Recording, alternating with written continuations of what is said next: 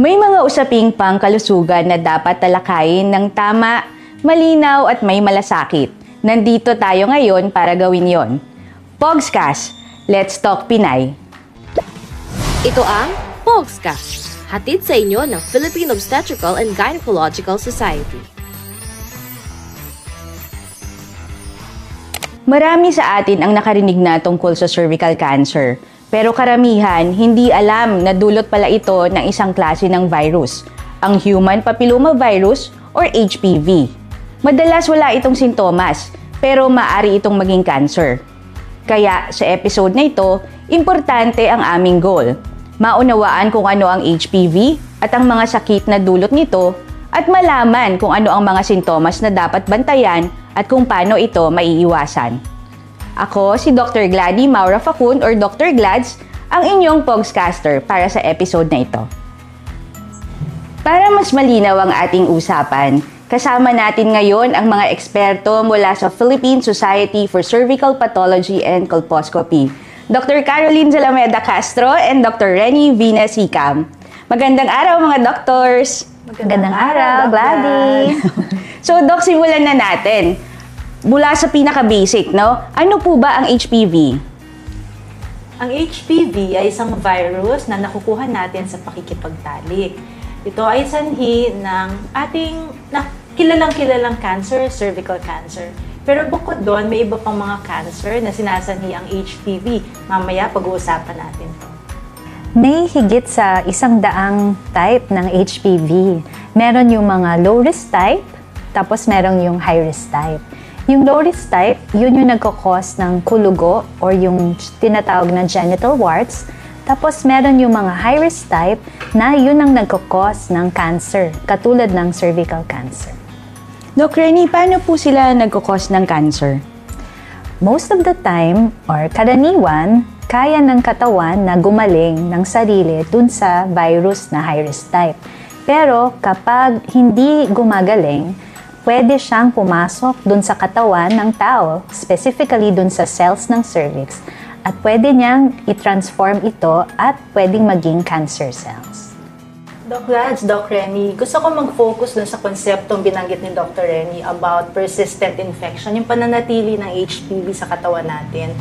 Hindi kasi sapat na high risk lang ang naging infection. Ang mas importante is pananatili ng infection na yun sa katawan natin. About 10 to 20% ng high-risk infection nananatili sa katawan ng mga kababaihan. No? Malaki yung nawawala, 80 to 90%. Pero about 10 to 20% nananatili. At yun talaga ang importante pag pinag-uusapan ng konsepto ng cancer or cervical cancer. Usually, nananatili ng 1 to 2 years at nagsasanhi ng mga pagbabago sa kwelyo ng matres na kapag hindi naagapan, eventually nagiging cancer. So maliban po doon sa cervical cancer, meron pa bang ibang cancer na naidudulot ang HPV? Meron, Doc Glady. So lahat ng lower genital tract pwede maapektuhan ng HPV. So kasama doon yung puerta o yung vulva, yung vagina o yung bahina, at yung anus din o yung may puwet. Sa lalamunan pwede din maapektuhan at sa mga lalaki, yung ari. So, pwede pong magkaroon ng cancer sa lahat ng mga organs na iyon. Ang dami pala. Paano po ba ito nakukuha? Most of the time, ang HPV ay sexually transmitted. So, pwede siyang dun sa penetrative sex, pwede din sa oral sex, pwede din sa skin-to-skin transmission. Doc Glads, ang HPV, sabi nga nila Doc Renny at ni Doc Glads, ay sexually transmitted infection. Pero we have to clarify kung ano ibig sabihin ng sexual contact. Kasi hindi lahat ng sexual contact kailangan may pagpasok ng ari ng lalaki sa ari ng babae. May ibang forms ng sexual contact tulad ng maghawak ng kamay sa ari, oral, alam natin kung ano yun, and digital, daliri sa puwerta or sa ari ng lalaki. So all of those forms are sexual contact at pwedeng maghawa ng HPV sa isang tao papunta sa kabila. Maliban po sa sexual transmission, may ibang paraan pa ba kung paano mahawa from the HPV? So yung human papillomavirus, sexually transmitted kasi siya. So hindi siya natatransmit sa ibang paraan. Katulad ng pag-share ng towels or pag-upo sa same toilet seat, yung parehong toilet seat, hindi. Or kunyari, pumunta kayo sa spa, na gumamit kayo ng shorts na nandoon, na iba, or pag-share ng mga damit, hindi siya natatransmit in that way. So, hindi naman po pala basta-basta nasasali ng HPV, no? Pero namamana po ba ito? Hindi siya namamana eh. Hindi siya genetic.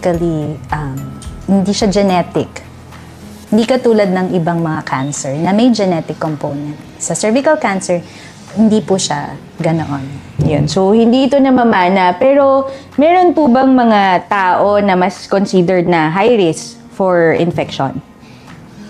May mga taong prone sila probably because marami silang risk factors. So, paulit-ulit namin sinasabi yung HPV na. So, para kasi mag-develop ng cervical cancer, importanteng merong virus, which is the HPV.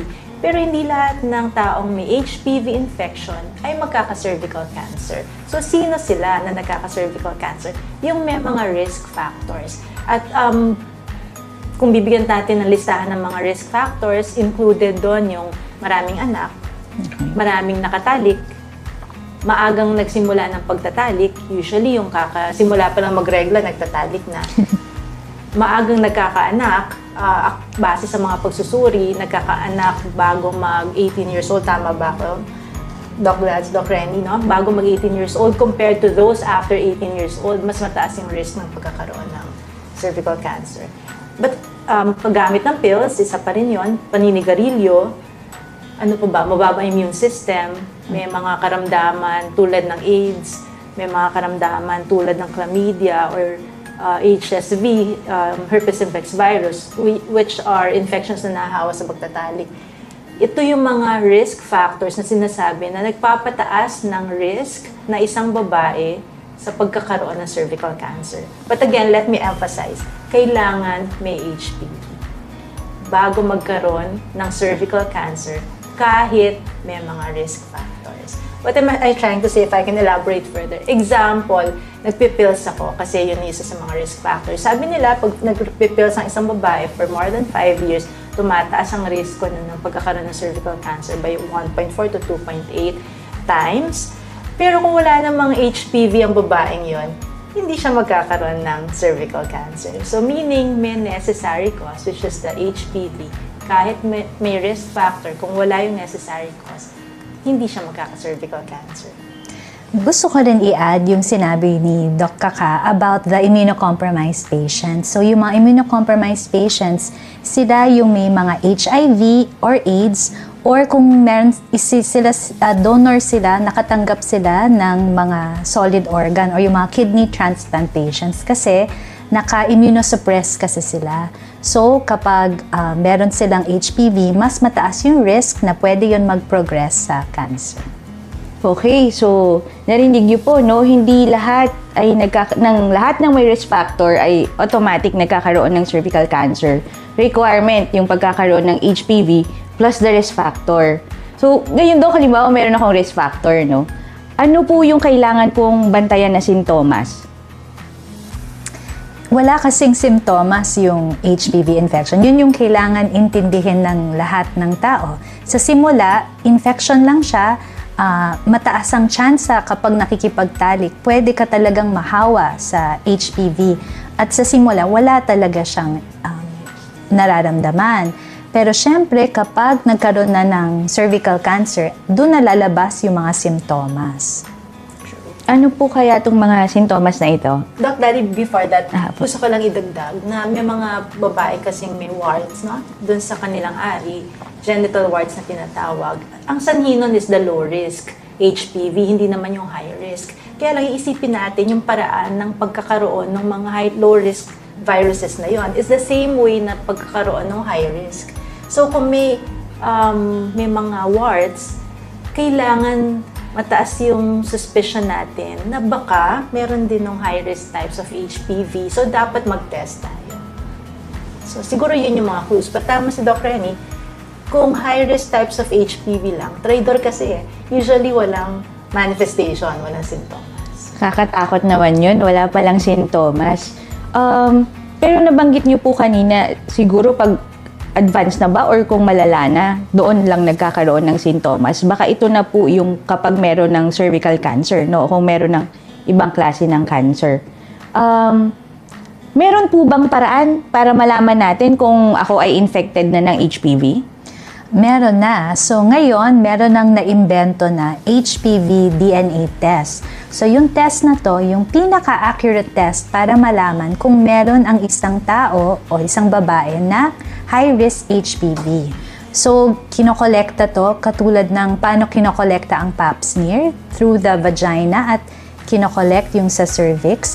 Tapos ina-analyze sa laboratory tapos tinitignan kung nandun yung virus na nagkakos ng HPV. Okay. Na-mention ni Doktora yung pap smear. Malamang doon tayo familiar, no? Tapos, ang recommendation na po ngayon, yung bago, is the HPV test.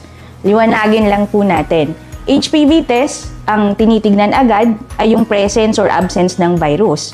Ang pap smear, yung cells lang po kung mayroong abnormality. Kaya, mas maganda kung pwede ang HPV test or available, yun po yung gagawin. Tama po ba? Tama ka doon, Doc Ladi. Mas mataas kasi yung accuracy ng pag-detect ng virus, pag-detect ng probability na magkakasakit. Kasi pag pap smear, may sakit na actually. May mga pagbabago na sa cells ng kwelyo ng matres, dulot ng virus. Hindi mo natitest ang presence ng virus dun sa pap smear, pero nadidetect mo kung may mga pagbabago ng dinulot yung infection na yon. Unlike HPV testing, nadidetect mo yung presensya ng virus sa katawan eh. So, mapipick up mo siya kahit wala pa siyang dinudulot na abnormality sa kwelyo ng matres.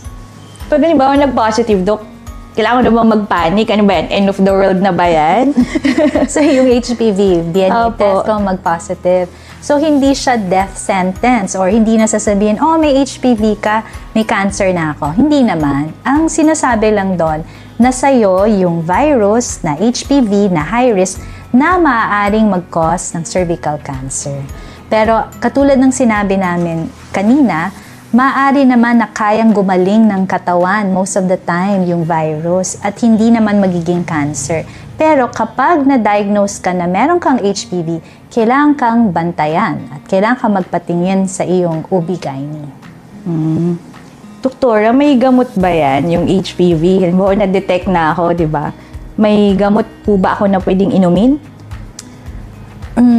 Sige, depende kasi, no? Depende sa type ng HPV na meron ka, no? So, kunyari, nagpa-test ka, tapos nagkataon na positive yung high-risk type, iba-ibang klase kasi ng high-risk type ng viruses ang meron. So, meron yung high-risk type na HPV 16, at 18, at 45, tapos meron yung other high-risk types. So, iba-iba yung management para doon. Pero meron pong pwedeng gawin. Walang gamot eksakto na pwedeng inumin para mawala iyon. Yung next na gagawin kapag mag-positive doon, kailangan ka mag-undergo ng mas malalim na pagsusuri. Parang ayoko mag-undergo ng procedure, no? Better ata to prevent it. Paano ko po ba ito maiiwasan? Para alam ng ating mga taga-subaybay. Well, pag sabi natin, it's sexually transmitted. So, the best way para iwasan is huwag makipagtalik. Kaya lang, kapag sinabi mo sa mga kababaihang nagkukonsulta sa'yo, hindi na sila babalik sa atin. Lilipat na po. Kasi ayaw mo silang payagang magtalik. So, there are other ways para mapigilan to. No? Unang-una, i-advise natin yung mga kliyente natin, mga kababaihang nagpupunta sa atin, to delay sexual intercourse until when they are older, medyo mas may edad na. Kasi may mga pagsusuri na kinukumpara pagkakaroon ng HPV at a young age, no, bago mag-18 and beyond 21 years old, talagang mas mataas yung risk ng cervical cancer dito sa mga kababaihang nagtalik ng mas bata pa. Pangalawa, emphasize natin ang mutually monogamous sexual relations. Ano ibig sabihin nun? Pareho kayo. Yung partner mo at ikaw, kayo lang. I think that's the best way para maiwasan ang cervical cancer. Pero may isa pang best way. Yung best way ay vaccination.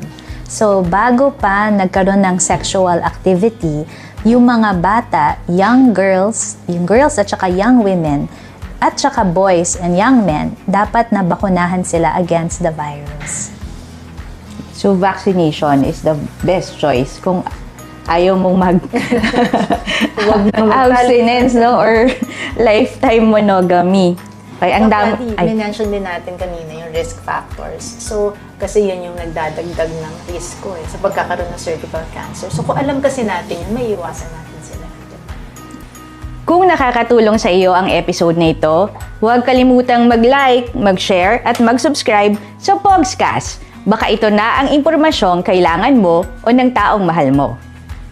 Ang dami nating talakay, no? Ngayon naman, magsagot po tayo doon sa mga katanungan ng ating mga taga-subaybay. So, ang isa nating audience, ang sabi niya, Doc, isa lang ang aking nakatalik. Safe na po ba ako from HPV? Napaka-interesting ng tanong mo, pero napakahirap. Ganito na lang siguro. Basta nagtalik ka, isipin mo palaging at risk ka. So, dapat protektahan mo yung sarili mo.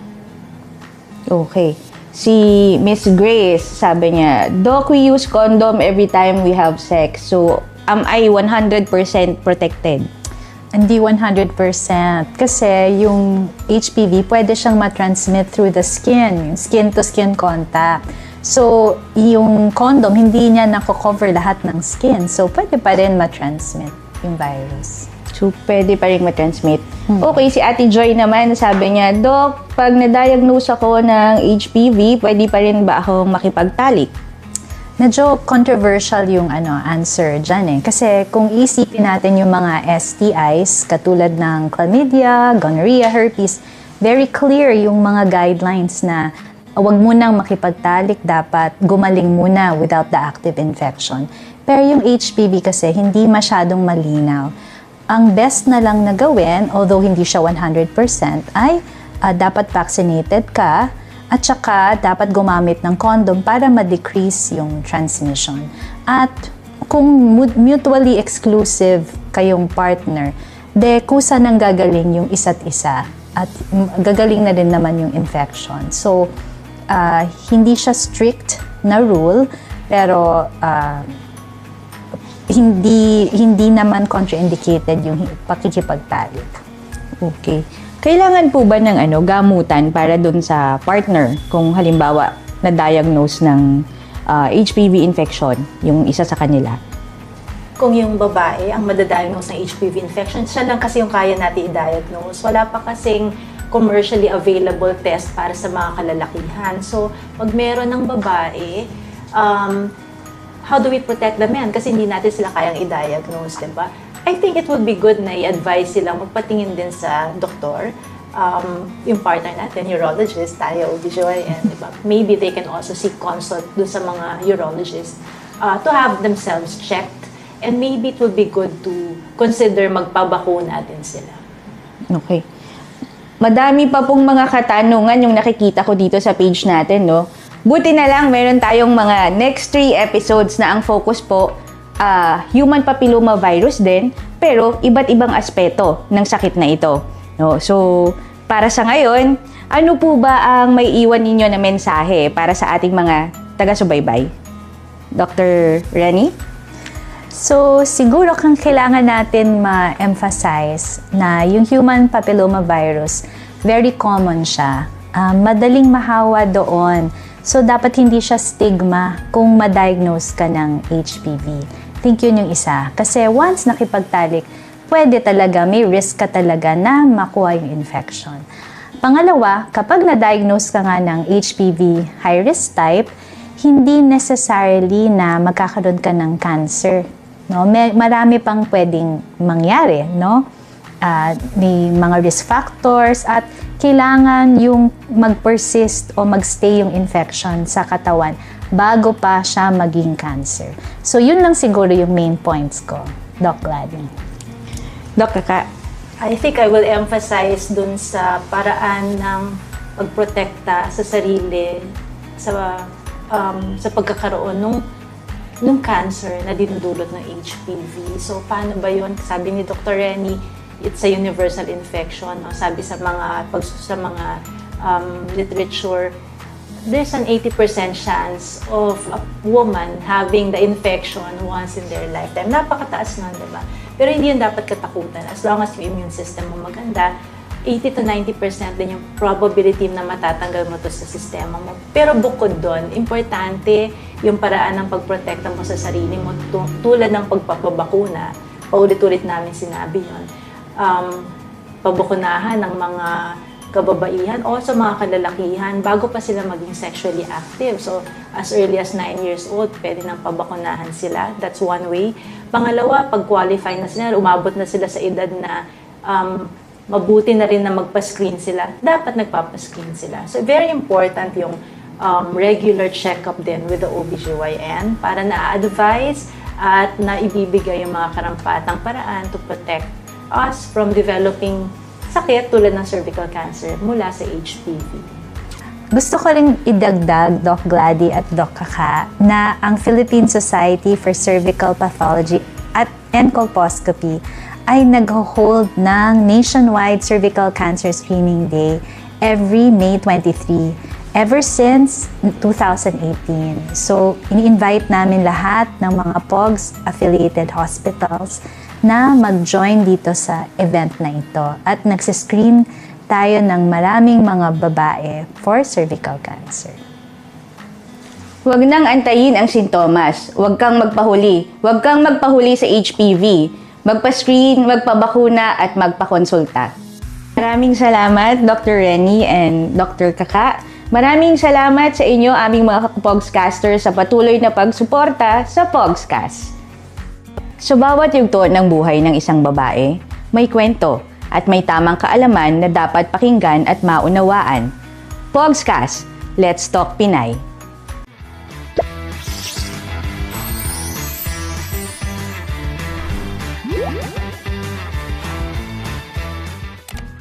Kung may isang test na kayang magligtas ng buhay bago pa ito maging cancer, gagawin mo ba?